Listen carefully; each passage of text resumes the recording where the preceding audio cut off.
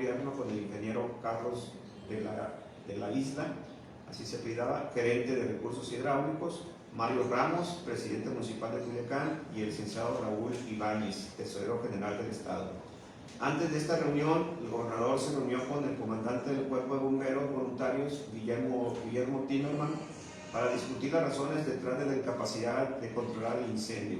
El comandante explicó que se debió a la falta de presión en el sistema de agua potable y propuso la instalación de hidrantes en los principales centros comerciales e industriales de la ciudad. En respuesta, el gobernador Alfredo Valdés Montoya ordenó la instalación de hidrantes en la recién inaugurada central de autobuses de la ciudad. Con eso concluyo. Gracias.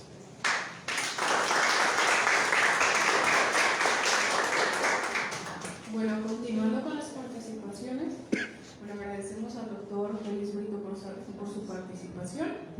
Continuamos con la doctora Fabiola Garciola, quien es doctora en Historia por la Facultad de Historia UAS, de la primera generación 2011-2015, licenciada en Artes Plásticas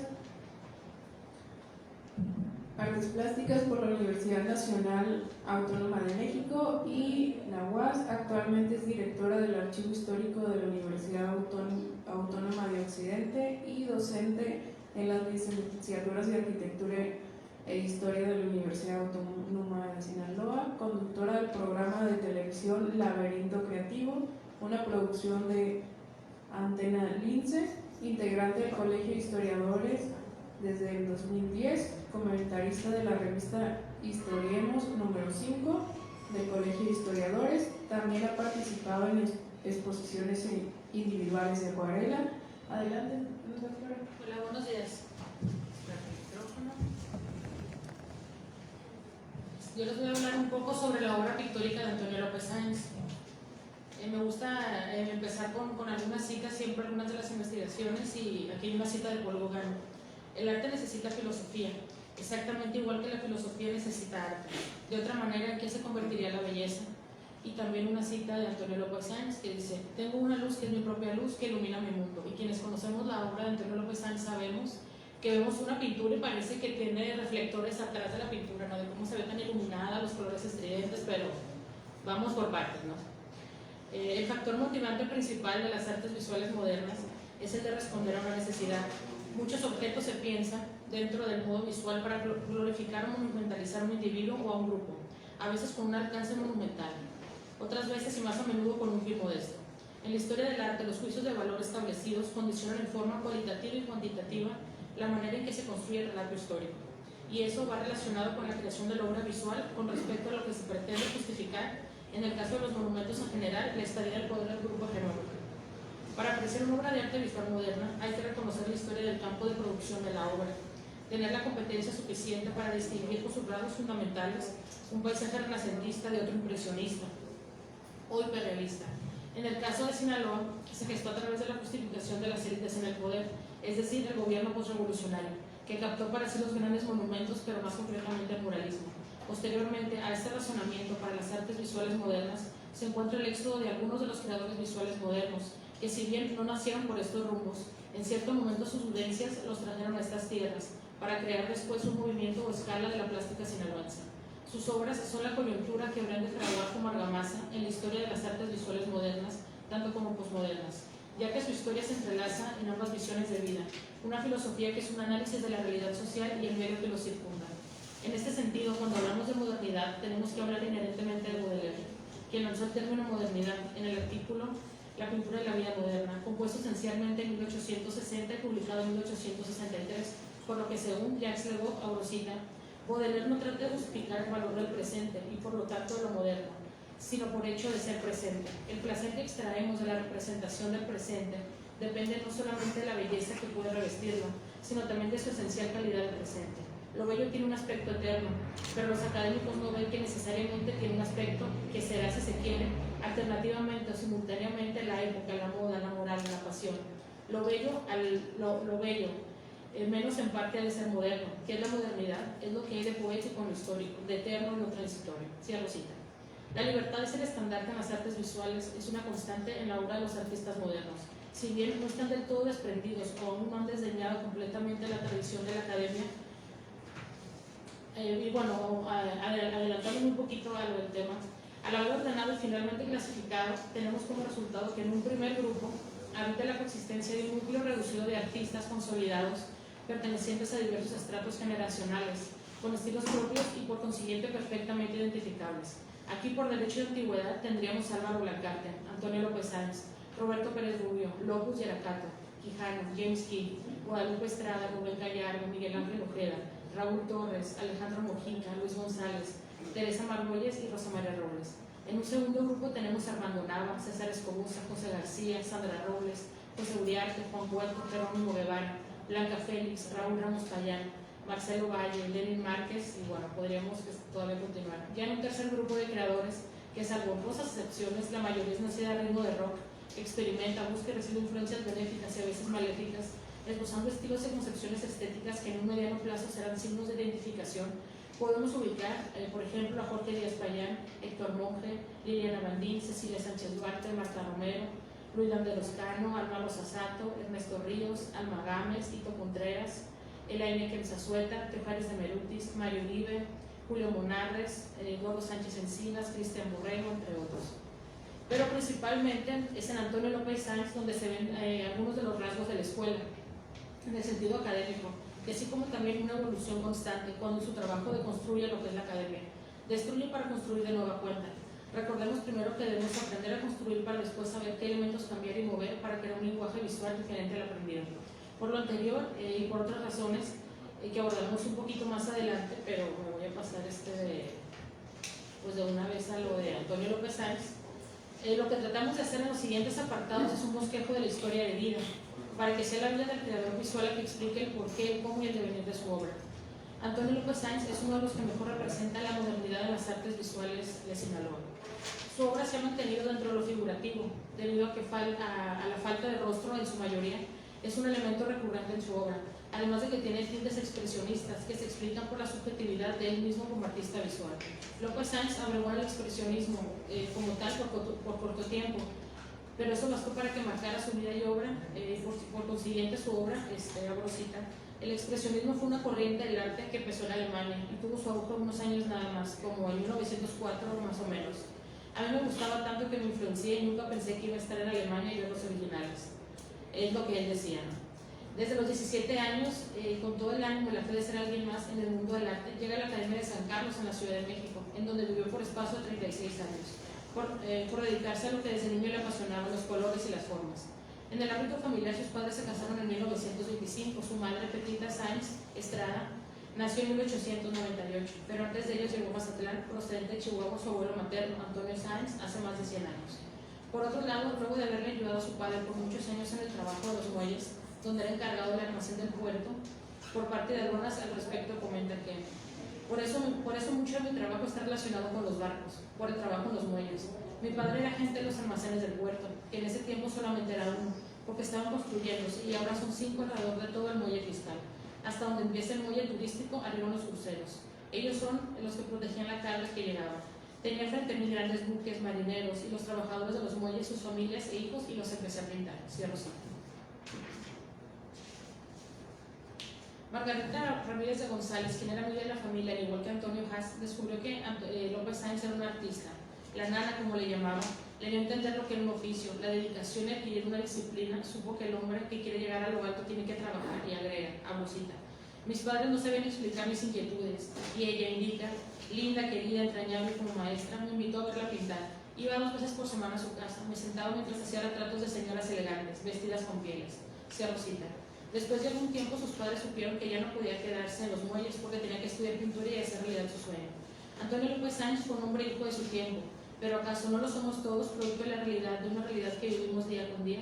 Es por eso que nuestras acciones son el resultado de nuestro contexto, del lugar donde nos desenvolvemos, y de eso dependen los procesos, las coyunturas y finalmente los resultados. En las obras visuales que realizamos, mismas contienen elementos modernos y posmodernos. Finalmente somos resultados de una cultura que es nuestro campo de cultivo. Desde niño este afamado creador visual supo lo que quería representar la vida diaria del quehacer cotidiano, formando con matices y líneas una cosmovisión de un mundo que parece mágico, pero es el real, al menos lo es en el puerto de Mazatlán, que es su lugar de origen. Fue un hombre que jugó con los colores y los materiales que utilizó para llevar la superficie de su imaginación. al crear siluetas que en su mayoría parecieran desconocidas por carecer del rostro. Las alarga, las inflama, juega con ellas, coloca seres sin rostro en el lienzo, sin esculturas, como formando parte de una escena de la vida cotidiana del puerto. Creador visual del realismo mágico, que residió en el azul del neoclásico tropical, se enfrentó al quehacer artístico a los 17 años de edad, cuando se aventuró en la Ciudad de México a estudiar en la Academia de San Carlos, corriendo el año de 1952. Es por todos bien sabido que no hay nada nuevo bajo el sol, pero la obra de Antonio López Sáenz es el reflejo de su vida, un inmenso color y alegría que parece que nos llena el alma. Da esa luz tan brillante que caracteriza su obra, que al admirarla nos transmite añoranza. Tal vez del pasado que ya se fue, pero tal vez también del presente que aún nos acompaña y que lleva de la mano el futuro, aunque a veces no lo recordemos, nada de lo que sucede se olvida. Estela Shaviro fue mecenas del maestro López Sáenz, a quien él vio más como una amiga en quien apoyarse. Por otro lado, no está de más saber que el color, los bancos, el mar y las familias son la característica del trabajo pictórico de este creador visual. Nacido en el año de 1936, en el puerto de Mazatlán, desde pequeño supo cuál sería su destino: ser artista en contra de los designios de su padre. El maestro fue cronista gráfico de la ciudad que lo vio nacer. A través de su obra podemos conocer y apreciar y disfrutar de las tradiciones de los habitantes de Mazatlán, que siguen viviendo día con día en ese lugar mágico lleno de historia, pero que López Sáenz supo documentar a través del lienzo y otras veces mediante la escultura. Digamos que su obra se asemeja hasta cierto punto a la obra de Fernando Botero, aquel colombiano que agranda las formas de sus personajes anónimos. En cambio, el maestro se mantiene dentro de las tradiciones y sus dimensiones son más cercanas a la realidad física. Si acaso su parecido radica en la falta de rostros de los personajes protagónicos de sus obras. López Sáenz es probablemente el fundador de una escuela plástica visual en Sinaloa, sin habérselo propuesto, ya que plantea en su obra un primer momento, una realidad mágica en el puerto de Mazatlán. Incluso el discurso pictórico de su trabajo muestra las tradiciones en su ciudad natal. Se manifiestan como lo es la banda musical, el béisbol en los deportes, las reuniones familiares, en donde muestra una historia y manera de narración entre los valores y la modernidad, ambos elementos sin estar desconectados. Y si decimos el creador de una escuela plástica visual sinaloense, es porque al mismo tiempo va hacia una afirmación de tal escuela, afirmando que, abro cita: me atrevo a decir que como existe una escuela de la plástica en Oaxaca, contamos aquí con una constancia que tiene también el premio de pintura que lleva mi nombre, las becas y todo lo que hay ahora. Se está consolidando una expresión sinaloense en las artes plásticas. Cierro cita. La obra de Antonio López Sáenz es un álbum gráfico de deseos, de los deseos de los mazatlecos por mostrar su historia, su quehacer diario, ese transcurrir tranquilo de la vida sinaloense del sur de la región. Al ver la obra del maestro se respira la tranquilidad, el amor, un color calmo a través equilibrado entre la paz y la armonía, y entre el sabor y la alegría de aquellas gentes que sienten transcurrir su vida mediante un gusto con sabor a regocijo. La luz del sol en sus cuadros, áspera y dura, es tamizada, pasada por un filtro, no quema. Sus personajes nos dan la impresión de sudar, y a muchos de ellos los vemos en rayo del sol vestidos de saco y corbata imperturbables. Aún en el trabajo pictórico y escultórico del maestro se aprecia una realidad ideal de las tradiciones y de la realidad en su cosmovisión, es decir, una visión del mundo que está permeada por la tranquilidad, la alegría, una sociedad alegre y por lo mismo colorida.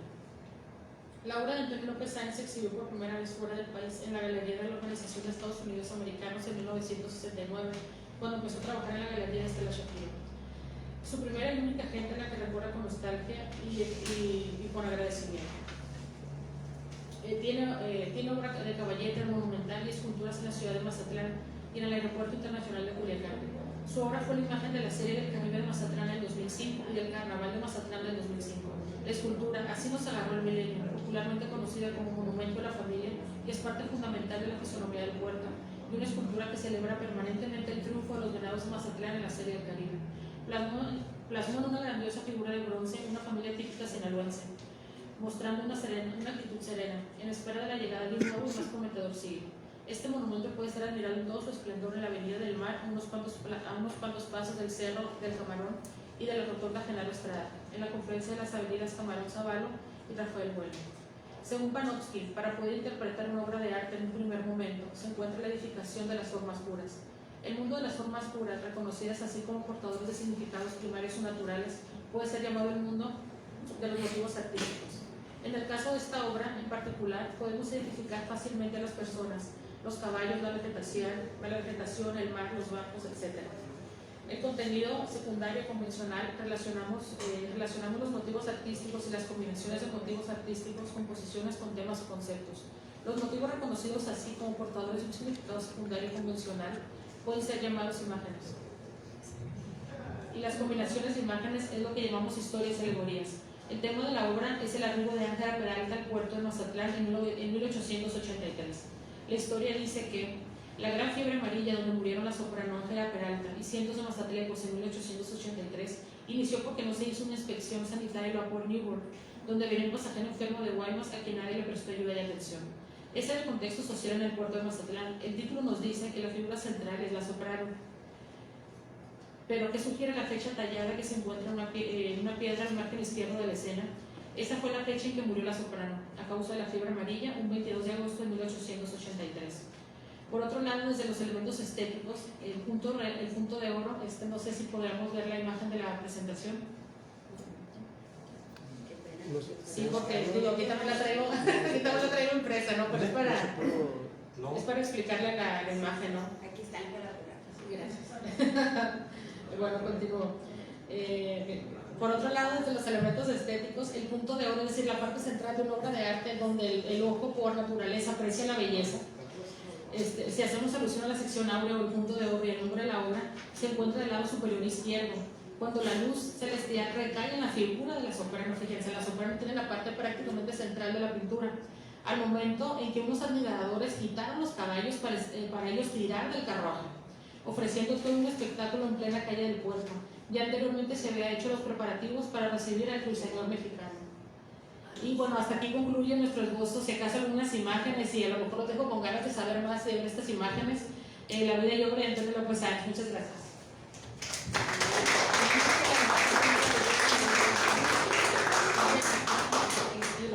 Bueno, agradecemos la participación de la doctora Fabiola. Continuando con las participaciones, a continuación nos va a presentar una ponencia la doctora Jesús Graciela Zazueta Jiménez.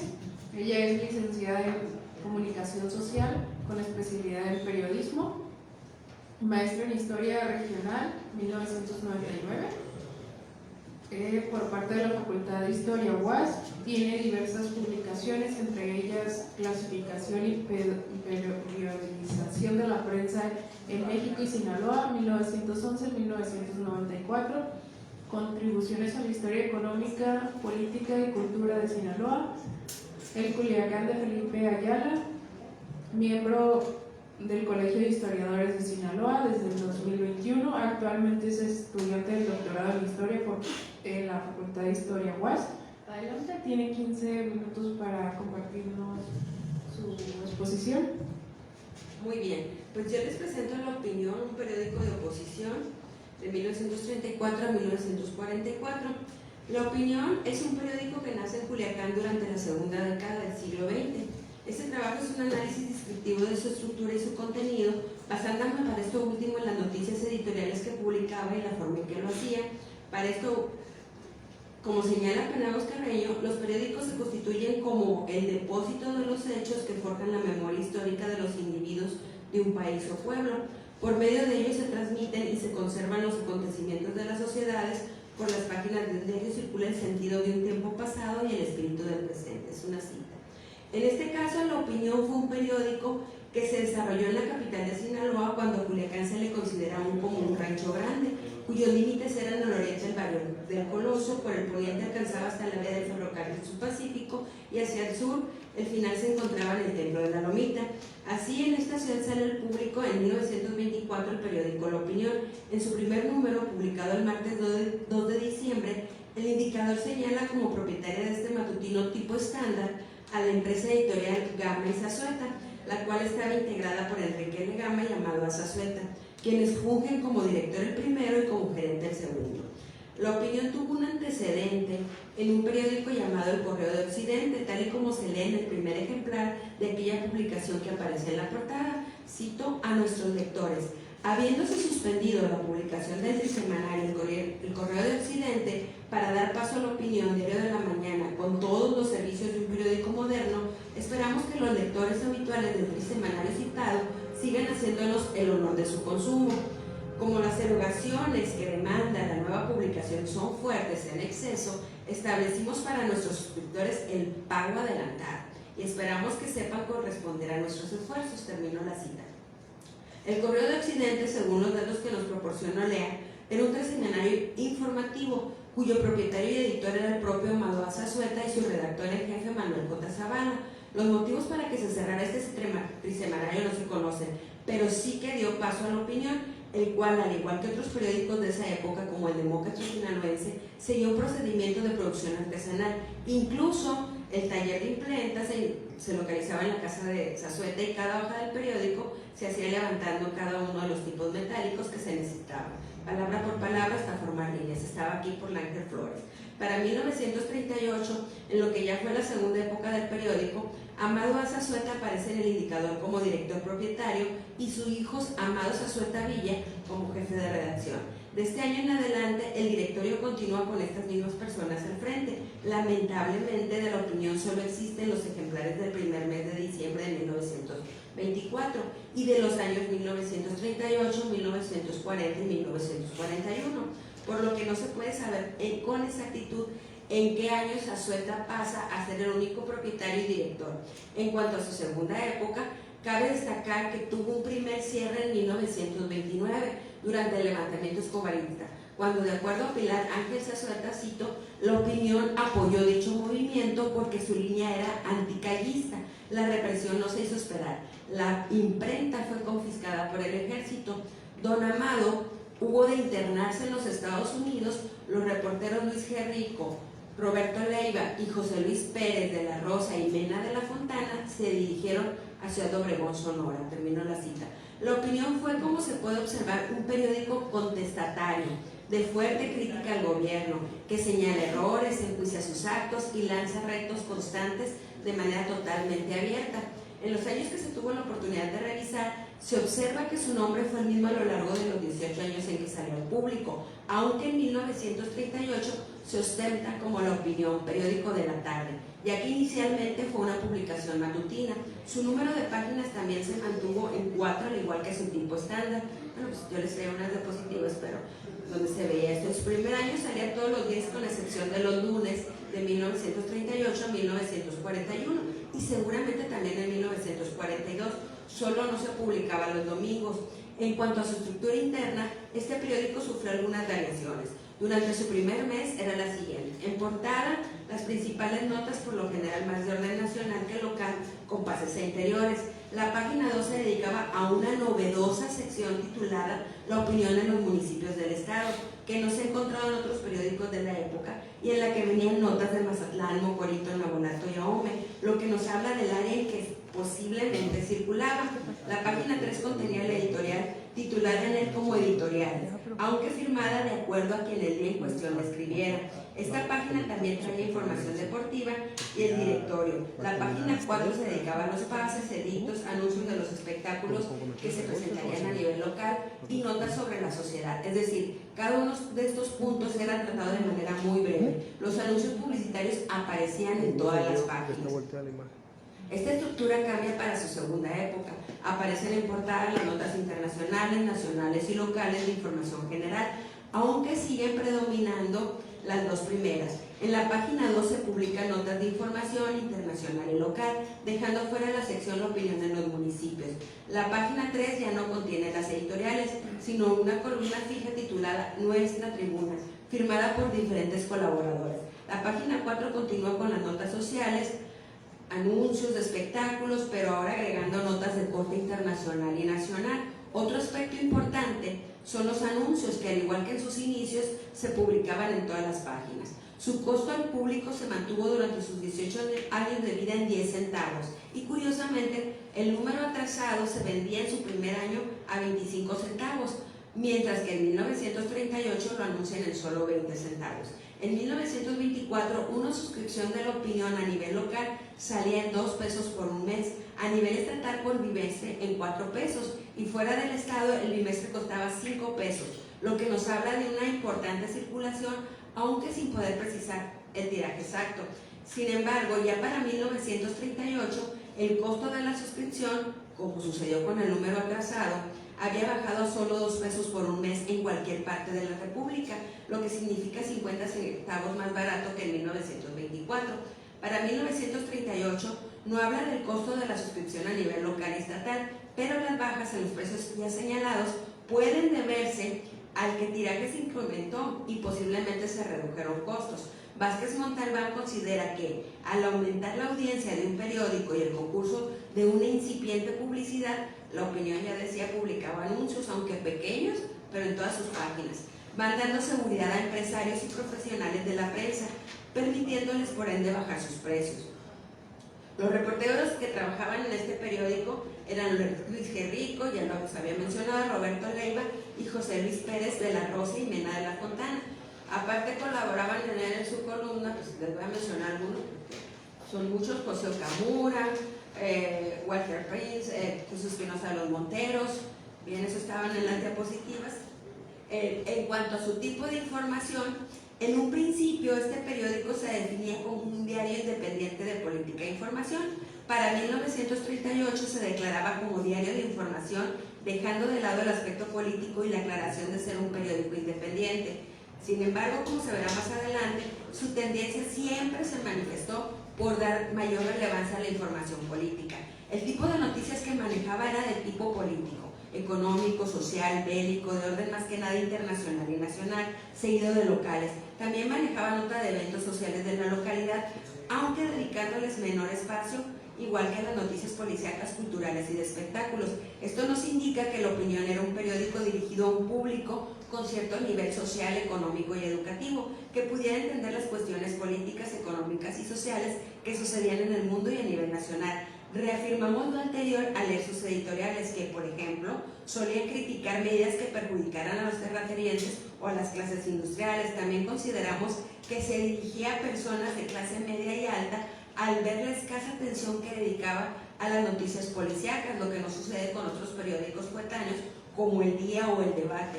Veamos ahora el número de noticias que manejó los meses de diciembre de 1938, pues la gráfica no la van a poder ver, pero en estos años La Opinión publicó en portada 153 noticias, predominando las nacionales con 104, seguidas de 40 internacionales, dejando en un tercer lugar con gran diferencia en cantidad a las locales con 6 y 3 estatales. La tendencia era resaltar la información nacional política y las noticias internacionales sobre el conflicto mundial y de tipo político. Se entiende que estos temas fueran importantes en estos años. La cuestión política estaba en gran efervescencia en el país y la atención mundial estaba puesta en la Segunda Guerra Mundial. Sin embargo, también acontecían en el Estado importantes conflictos sociales y políticos que eran dejados de lado como noticia principal. En cuanto a sus editoriales, en este periódico predominan las editoriales de temas nacionales con 58, seguida de 20 internacionales, 10 locales y 8 estatales.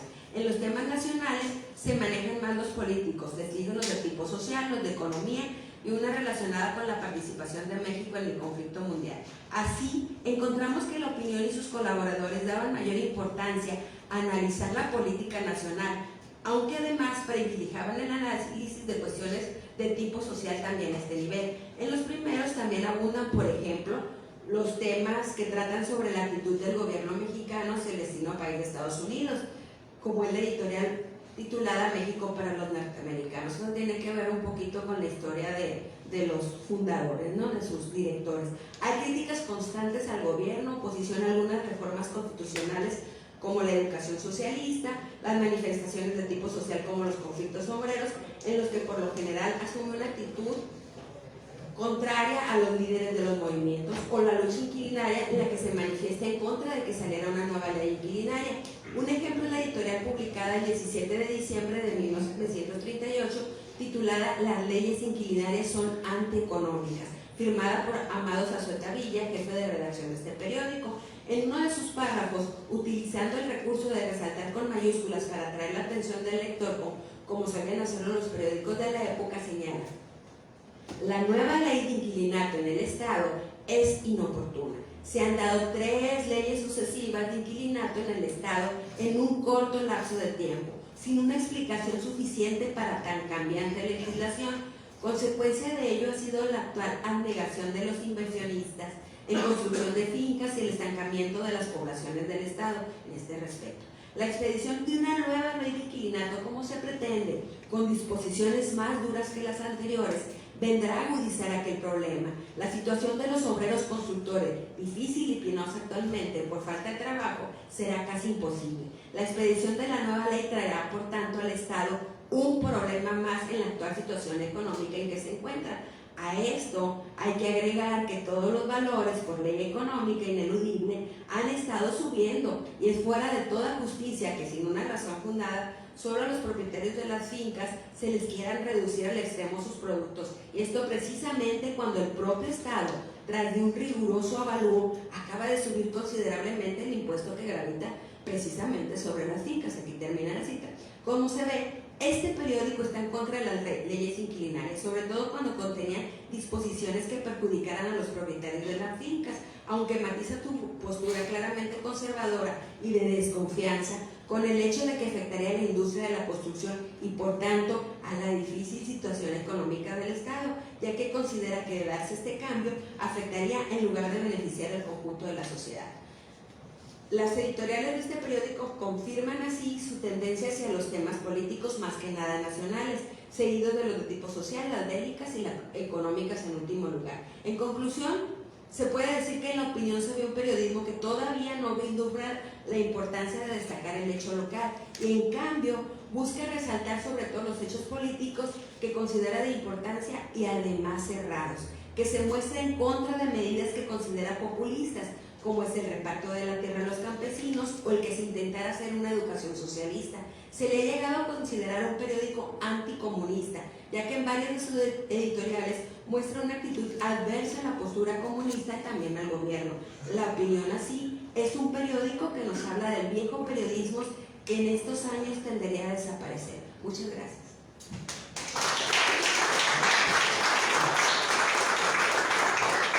Agradecemos la participación de la doctora Graciela. Continuando con las participaciones, a continuación nos presentará su ponencia la maestra Clara Leticia Ontiveros Hernández, quien es licenciada en Comunicación Social con especialidad en Relaciones Públicas y maestra en Historia por la Universidad Autónoma de Sinaloa, miembro del Colegio de Historiadores de Sinaloa y la Asociación de Comunicadores, autora del libro María Teresa Zazueta y Zazueta, periodista que rompió esquemas, publicado en el año del 2014, editora y colaboradora de artículos históricos para la revista En Corto Digital de Gaceta Municipal. También es colaboradora en diseño de la revista Historiemos del Colegio de Historiadores de Sinaloa y la Crónica de Culiacán en el área de Historia Social. Adelante. Maestra, tiene 15 minutos para exponernos su tema. Muchas gracias por estar aquí presentes. Generalmente cuando estudiamos la prensa no debemos dejar de lado que es un medio de comunicación y casi siempre se debe de estudiar a partir del proceso comunicativo entre el emisor, el canal, el mensaje, el canal, el receptor y la retroalimentación. ¿Por qué? Porque el proceso comunicativo casi siempre, el emisor siempre tiene una intencionalidad, y cuando un periódico es creado es porque tiene trasfondos de intenciones de quien lo crea. Según sería el Palacio de Montiel, pues debemos de siempre a la prensa o a los medios de comunicación, no importa radio, prensa, televisión, hay que estudiarlo siempre a partir del proceso comunicativo. En este caso, pues voy a presentar la ponencia sobre la construcción del enemigo político a través de la violencia y el narcotráfico en Sinaloa, que hizo la representación del periódico Noroeste de 1983 a 1986 durante las precampañas de Jorge Rincón Bernal y Manuel J. Cloutier para gobernador del estado de Sinaloa. Y es muy importante dar a conocer, primero que nada, porque es de una construcción simbólica ante la opinión pública. Es importante conocer la relación que ha tenido este medio Noroeste con el poder, para poder dar explicación a la opinión pública y cómo fue construyendo esta relación entre el sistema gubernamental y el diario, ¿no? Según análisis históricos, al inicio del siglo XX y después de la caída de Porfirio Díaz, se evidenció un incremento en las insurrecciones revolucionarias durante la segunda década. Posteriormente surgía un nuevo sistema estatal tras los eventos de la revolución, generando un cambio de interacción entre la prensa y el poder político. Este cambio fue motivado por la aprobación de la Constitución y la implementación de la Ley de Imprenta de 1917, particularmente en los artículos 6 y 7, los cuales eliminan la censura de la libertad de expresión.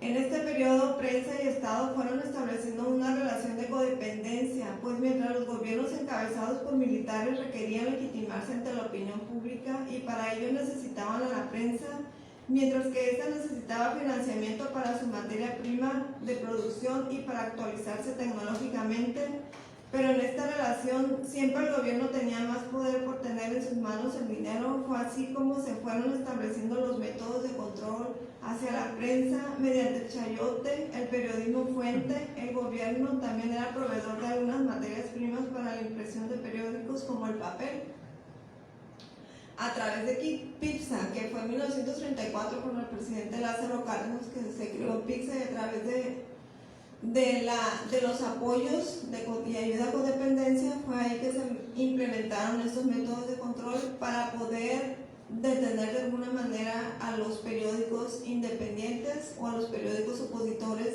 que eran quienes criticaban a los sistemas gubernamentales. Estos métodos de control se pusieron en práctica en el gobierno del general Lázaro Cárdenas, manteniéndose durante los sexenios de Miguel Alemán y Díaz Ordaz, siendo este último quien ejerció todo el poder de control sobre la prensa durante la matanza de Tlatelolco en 1968, ante lo cual la sociedad civil acusaba de complicidad del gobierno de la prensa, lo que fortaleció a la prensa independiente y crítica. Así nacieron muchos periódicos a nivel nacional y local de carácter independiente, como El Norte de Monterrey, Excelsior, El Imparcial en Hermosillo, El Informador en Guadalajara. En Sinaloa nació uno en 1973, que viene siendo Noroeste, que fue el primer periódico independiente aquí, independiente empresarial, ¿no? Ya con la industrialización que se fue dando paulatinamente, porque la tecnología y la industria ha sido la que ha también marcado la pauta del tipo de periodismo que se puede ejercer, ¿no? Porque si antes se usaban los linotipos, que eran tecnología de muy poca producción, también determinaban los contenidos de la información, ¿no? Entonces ya cuando la industrialización, ya en 1950 ya se crean las empresas aquí en Sinaloa, las empresas ya bien formales, mucho más grandes de niveles de producción en la prensa. En cuanto a la intolerancia gubernamental hacia la prensa crítica en Sinaloa, en este periodo se registraron numerosos casos en los que el poder se imponía sobre el periodismo. Por ejemplo, el cierre de periódicos que se atrevían a criticar al gobierno en una práctica común. También hubo situaciones en las que los dueños de periódicos se vieron obligados a vender sus publicaciones debido a la presión gubernamental. En el caso de Manuel Moreno Rivas, el fundador del debate de los moches, es un ejemplo destacado. Moreno Rivas tuvo serias diferencias con el gobernador Calderón, especialmente en relación con la problemática de la tenencia de la tierra. El debate respaldó a los propietarios de tierras en oposición a los invasores, lo que generó enfrentamientos con los gobiernos estatal y federal. Moreno Rivas se vio obligado a vender sus periódicos después de 35 años de lucha, reconociendo la dificultad de desafiar a los poderosos del sistema político y la presión de enfrentar al gobernador y un presidente de la República al mismo tiempo. Finalmente, este periodo en la historia de Sinaloa estuvo marcado por la instrumentalización de la prensa para apoyar a caudillos políticos, la falta de objetividad de la información periodística y la presión gubernamental sobre los medios críticos.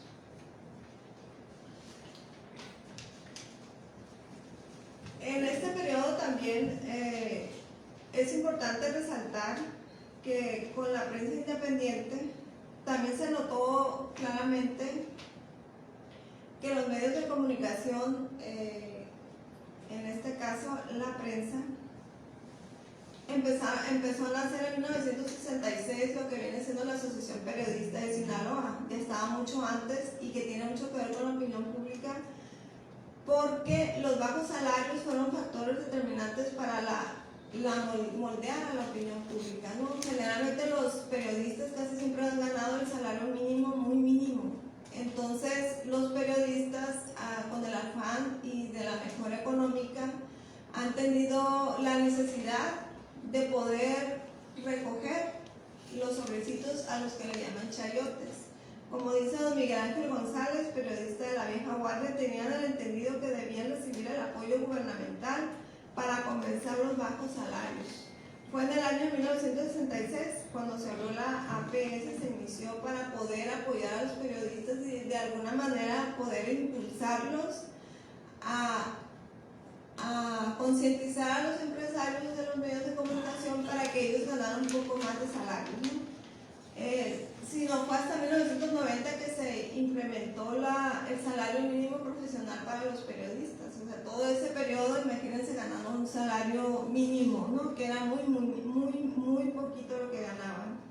En 1974 también se dio el nacimiento de la profesionalización del periodismo aquí en Culiacán con la llegada de la Escuela Técnica de la Difusión de María Teresa Zazueta, que más tarde se elevó a licenciatura y que fue lo que generó también que hubiera mucho más periodistas ya más capacitados, donde ya pudieran establecer lo que viene siendo los valores del periodismo, como la objetividad, la honestidad, la actualidad, que eran valores muy prescindibles para que un periodista de verdad fuera ético y apegado a lo que viene siendo la libertad de expresión.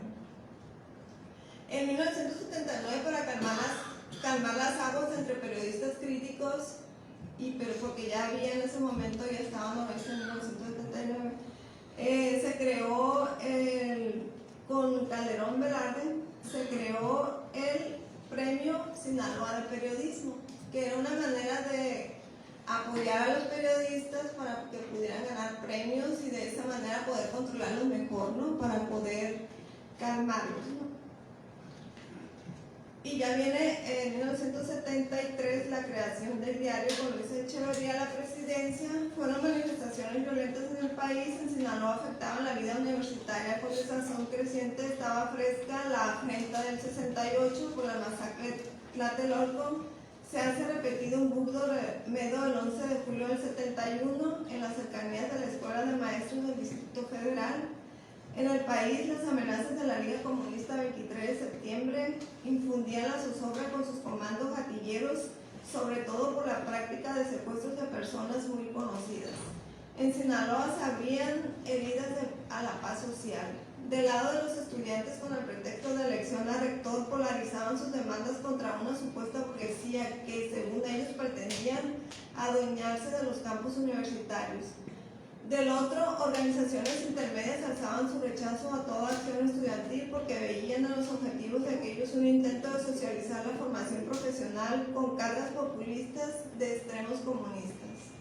El gobernador Leopoldo Sánchez Celis había otorgado la autonomía a la Universidad de Sinaloa en acción autoritaria y de momento no solicitada. Se dio al margen a la acción de grupos de choque como los llamados chemones y espartacos que recurrían al secuestro, a la quema de camiones de pasajeros e inclusive al apedreo y robo de negocios, al incendio, al asesinato. La indignación de la sociedad era creciente porque el gobierno de Alfredo Valdés Montoya no podía controlar esos demandas callejeros. Por un lado, el empresario Manuel Cloutier, católico, sentía el aguijón de hacer algo para reducir la acechanza de la anarquía, que no solo afectaba la paz social, sino al trabajo de campo y al oficio propio del empresariado. El ámbito gubernamental, golpeado por las propias vinculaciones con el populismo, era incapaz de garantizar la tranquilidad. Los medios de comunicación copados por los mismos intereses gubernamentales no ofrecían ningún canal en que los empresarios pudieran expresar y reclamar sus derechos. Aunado a eso, Manuel Cloutier ya había tenido el interés de participar en una contienda política por el Partido Revolucionario Institucional, quien fue rechazado y puesto en dedazo con Mario Carlón López. Este diario fue fundado en 1973 por un grupo de empresarios que provenían de la Acción Católica, la cual fue el origen del Partido Acción Nacional. Los fundadores son Manuel Cloutier, Jorge Rincón, quien también fue diputado federal y contendiente para la presidencia municipal, y Arturo Murillo, cuyo enfoque estaba más en el ámbito comercial. La trayectoria de Cloutier incluyó cargos de organismos públicos y empresariales como el Centro Patronal de Sinaloa, Centro Empresarial, lo que permitió involucrarse en la política presidencial y gubernamental. De acuerdo a lo anterior, podemos concluir que Noroeste se estableció con bases ideológicas, editoriales de oposición centradas en el bien común, la libertad de expresión y la democracia, con el propósito de brindar voz a aquellos que no la tenían, incluyendo empresarios y la sociedad civil. ¿Qué pasaba ahí? Cuando uno abre las páginas de Noroeste, se da cuenta que todos estos y la ideología de Noroeste pues está basada en el panismo, ¿no? Y dadas las campañas electorales de Jorge Alarcón Bernal y Manuel J. Cloutier, el diario empezó a hacer una campaña en contra de Antonio Toledo Corro, en donde toda la información que salía cotidianamente durante esos 3 años siempre fue de acusarlo de narcotraficante, dada la violencia perpetrada en esos años. Durante la campaña de Jorge Alarcón Bernal en 1983 se dio a la luz el secuestro de Jesús Vizcarra Calderón, que fue lo que propició al diario Poder Alerta a partir de toda esa violencia que se incrementó en ese periodo. Fue ya hasta 1986 con la candidatura de Manuel Cloutier, donde el mismo periódico empieza a sacar los trapitos al sol a Antonio Toledo Corro con una nota publicada en ese diario, donde a nivel nacional, a nivel internacional, del New York Times lo acusan de narcotraficantes, y fueron 2 subsecretarios del gobierno de Estados Unidos donde lo acusan directamente. A raíz de esas acusaciones, el diario empieza a sacar cotidianamente esa información y debates públicos de todos los interesados en detener esa violencia, ¿no? Y como el Noroeste estaba con bases ideológicas del Partido de Acción Nacional, y Acción Nacional accionaba a través de la opinión pública y a través de sus lectores para poder generar estrategias, ¿no? Entonces, una de las estrategias que utilizó el diario también para poder estar presionando al periódico fue,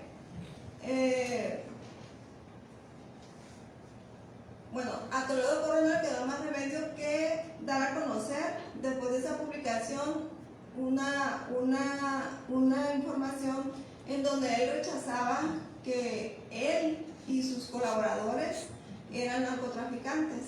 Sin embargo, después de la presión mediática, a los 4 días presenta el mismo Antonio Toledo Corro la renuncia de esas 3 personas que trabajaban para él en las instituciones, como Gilberto Zazueta Félix, Atalo de la Rocha, y el director de la Policía Judicial, Roberto Robles Rendón, fue el que el propio gobernador señaló como algunas de las autoridades que han venido señaladas, y no le quedó más remedio que aceptar la renuncia de esos colaboradores, ¿no? Entonces, a partir con el tiempo, fue creando el mismo gobierno federal, apoyando a Antonio Toledo Corro, empezaron a crear acciones de nivel de seguridad aquí en Culiacán, en Sinaloa, para contrarrestar toda esa violencia que estaba imperando a través del narcotráfico en Sinaloa, acusando primeramente a Toledo Corro como un narcotraficante que era incapaz de poder controlar la violencia en el Estado, ¿no? Y ya para terminar, el mismo diario durante la campaña de Manuel J. Cloutier, quien mismo lo acusa de narcotraficante y lo acusa de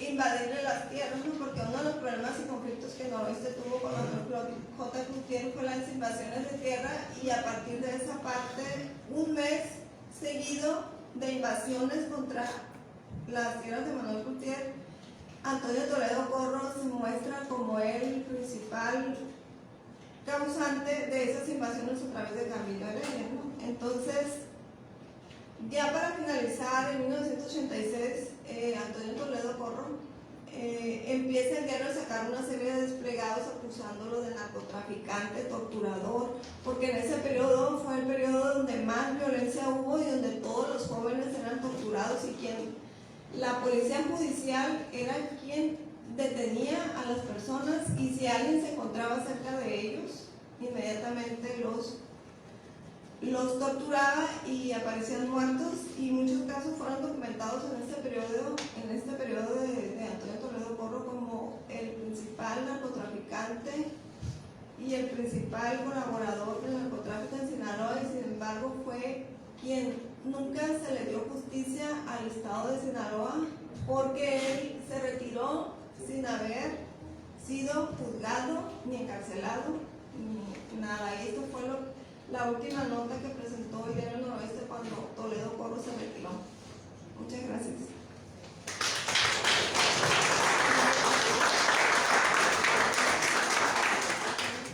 Agradecemos la participación de la maestra. A continuación iniciará la sesión de preguntas. Bueno, debido a los tiempos, que ya es el segundo tiempo, pasamos a la parte de la entrega de los reconocimientos. Primeramente, le hacemos el reconocimiento al doctor Félix Brito por esta participación en el 19 Encuentro de Historiadores de Sinaloa, en homenaje a la memoria del maestro Gilberto Javier López Alanís. Muchas felicidades. A continuación, de la misma forma, hacemos la entrega del reconocimiento a la doctora Fabiola Guadalupe Gaxiola López.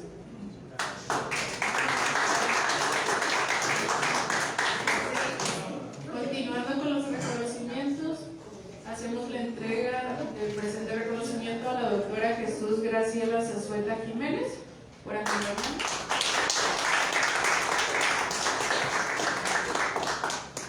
Por último, hacemos la entrega de este reconocimiento a la maestra Clara Leticia Ontiveros Hernández.